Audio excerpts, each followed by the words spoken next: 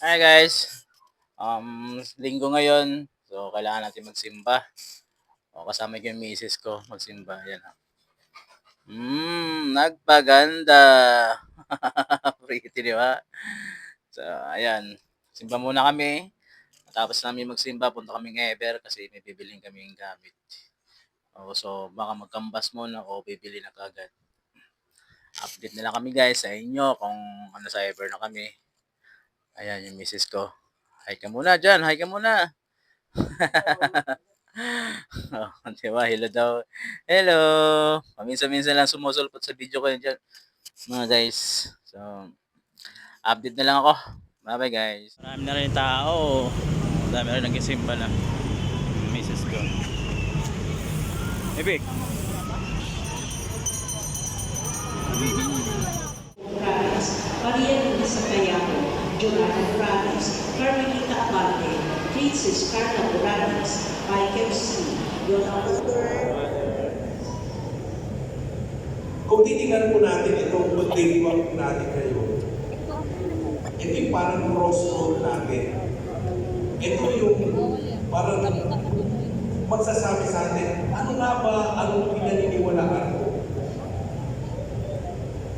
Kasi kung tayo ay naniniwala sa buhay na walang hanggan, kung tayo ay naniniwala sa pag-ibig ng Diyos na magtatawid sa atin sa buhay na walang hanggan, patuloy tayong mananampalataya.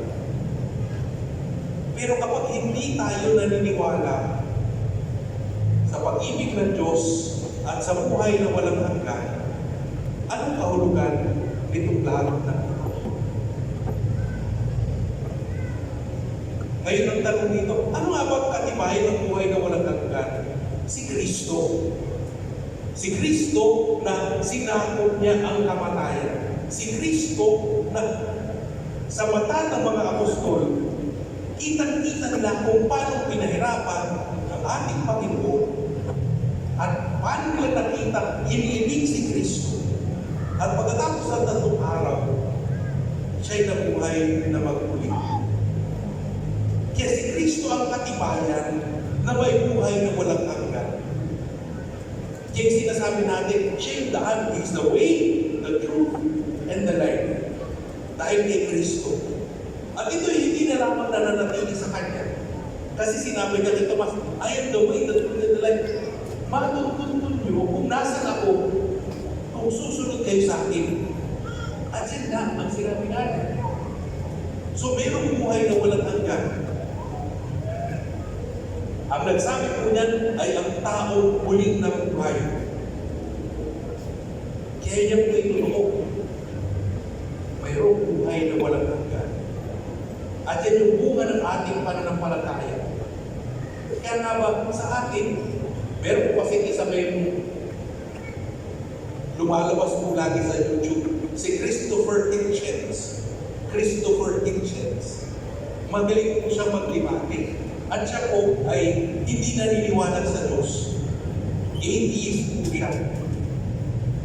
At sa mga debate na kanyang sinalihan, pinapahiyak niya po ang lahat. Kardinal ito, obispo, ito nga ba ay imam, lahat. Pinapahiyak niya. Sinasabi niya, wala lahat yan. May pagkukulang at may kakulangan yan. Pero alam mo po ba, ini-interview siya, inanap ko ito, sabi ko, ini-interview siya kung siya ay malapit ng mamatay. Siya po ay namatay 63 years old. At tinanong siya, anong inaasahan mo yun? At malapit ka ng mamatay. Parang natunganga siya. Hindi niya alam, wala siyang masabi. Tapos tinanong ko siya ulit, o sige, kung sakali man hindi ikaw apektado, para sa isang taong malapit ng mamatay, anong maipapayo mo? Ganun din. Para siyang nautal. Wala siyang masabi. Kaya nga ba, magandang tingnan nga natin, meron tayong masasabi. Kasi meron tayong katibayan na Dumaan siya sa kamatayan at sinakop niya ang kamatayan. Nabuhay siya pag-uli. Si Kristo yun. At parehong Diyos, parehong tao na nagsabi sa atin, hinihintay yung pinaghahanda ko kayo sa langit ng matitirhan. Hindi lang para sa akin ito. Itong karanasan ng pagkamatay, muling pagkabot, para sa ating lahat ito, na lahat ng tumatalima sa Kanya. Kaya tuwing bumibisita po tayo sa mundo, totoo, pinagdadasal po natin yung mga namatay po natin, mga kamag-anak. Ano yung panalangin natin para sa kanila? Na sila rin ay makasapit sa kaharian ng Diyos. Pero habang dinadasal natin yun, at habang meron tayong kapamilya na dinadala rin natin para magdasal po yan, yan din po yung inaasahan natin para sa ating sarili. Sana balang araw, kapag ako'y mamatay, meron din magdadasal para sa akin. Kasi nakakalungkot naman yun. Pagkatapos natin ipagdasal lahat ng kamag-anak natin, tapos kapag tayo nang mamatay, wala nang magdadasal.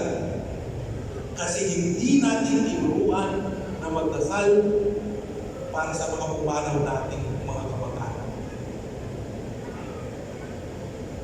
Baka sila yung bakasyon grande na lang po, pagdating na November 1 at 2. Pupunta lang sa beach, walang magdadasal para sa atin. Huwag sa atin dumating sa punto na kailangan paghilahin ng kanilang paa para sila'y magdasal. Pero sa totoo lang nga po, ito nga po yung tinuturo natin sa ating pamilya na para balang araw, meron ding magdadasal para sa atin. Meron ding naniniwalang nananalig na meron na buhay na walang hanggan. At yan yung inaasahan natin lahat. Pero sa akin po, paanyaya ko po sa inyo. Kasi baka minsan, ang pinagdadasalan po natin, yung ating mga minamahal na pumanaw na. Paano naman yung mga kaaway po natin na pumanaw na?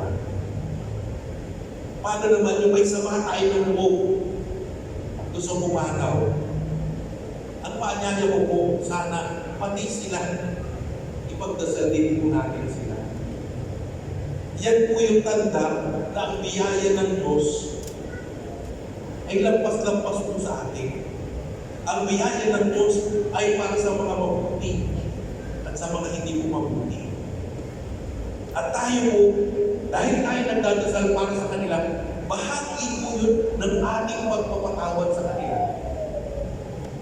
Bahagi din yun ng paghingi ng tawad sa kanila. Bahagi yun ng ating pakikipagkasundo sa harap ng Diyos. Kaya kung meron po tayo mga pumanaw na, sigurado naman po, na mga malapit sa atin, at sa mga hindi po malapit sa ating puso, yung nakasakit sa atin, yung umapi sa atin, ipagdasal din po natin sila.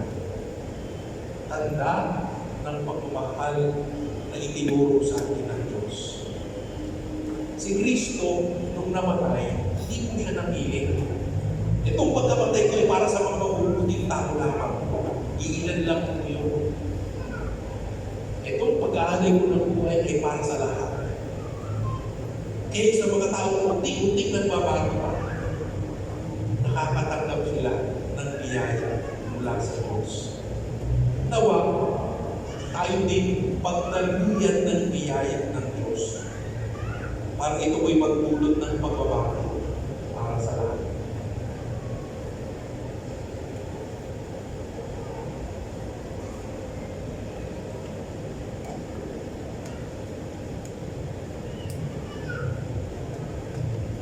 Ipahayag po natin